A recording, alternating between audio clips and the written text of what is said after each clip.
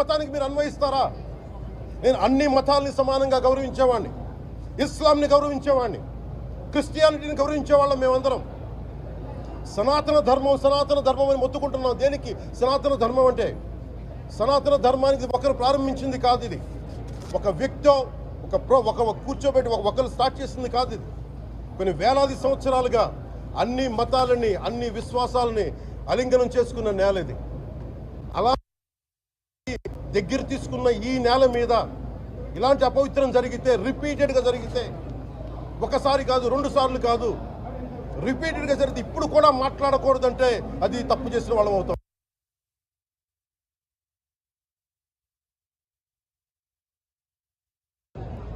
మేము కాదంటలా. TTD board, అప్పుడు TTD board బాధ్యత తీసుకోవాలి. పొలిటికల్గా వచ్చి అలంకారప్రాయంగా ఒక్కొక్కళ్ళు వచ్చేసి దర్శనాలకి టికెట్లు ఇవ్వడానికి మీరు బోర్డు మెంబర్స్ అవ్వలేదు. మీరు ఎవరు చైర్మన్ కానీ ఈవో కానీ. మీరు అక్కడ ధర్మాన్ని పరిరక్షించాలి. మీరు అక్కడ మీ ఇష్టాలకి మీరు కూర్చోబెట్టి మీ ఇష్టాలకి కాంట్రాక్ట్లు ఇచ్చుకోవడానికి మీరు టీటీడీ బోర్డుకి మీరు వెళ్ళలేదు. మీరు అందరూ, మీ అందరికీ బాధ్యత ఉంది. మీరు నిర్ణయించుకోవాలి.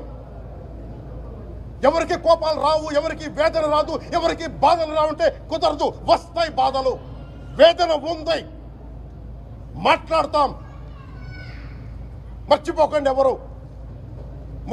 గత ముఖ్యమంత్రి గారు కూడా నేను చేస్తా ఉన్నాను, జగన్మోహన్ రెడ్డి గారికి కూడా. ఇదే చర్చికి జరిగితే మీరు ఊరుకుంటారా? ఒక మసీదుకి జరిగితే ఊరుకుంటారా? ఒక తిరుమలకు జరిగినప్పుడు ఎందుకు వెనకేసుకొస్తారు? రాకండి. ఏ మతం మీద దాడి జరిగినా సంపూర్ణంగా నాతో సహా మేము ఖండిస్తాం, వస్తాం.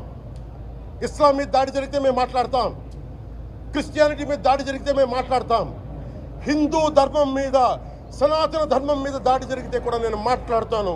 ఇది మొదటిసారి కాదు, మేమందరం మాట్లాడతాం.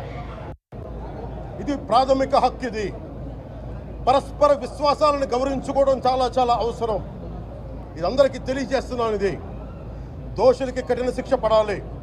అలాగే ముఖ్యమంత్రి గారికి కూడా నేను తెలియజేసుకున్నాను, చంద్రబాబు నాయుడు గారికి కూడా క్యాబినెట్ మీటింగ్ జరగాలి, అసెంబ్లీలో చర్చ జరగాలి.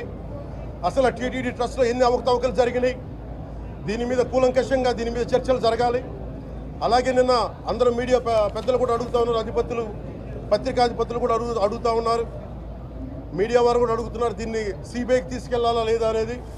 అది గౌరవ ముఖ్యమంత్రి గారు నిర్ణయం తీసుకోమని. మీరు ఏ నిర్ణయం తీసుకున్నా క్యాబినెట్ మీ వెనకాల ఉంటుంది, ఉంటారు. ఇది ఇక్కడతో ఆగాలని మనస్ఫూర్తిగా నేను కోరుకుంటున్నాను. అలాగే 40 సంవత్సరాలుగా కర్ణాటకలోని గీ కంపెనీకి ఇస్తూ ఉన్నారు.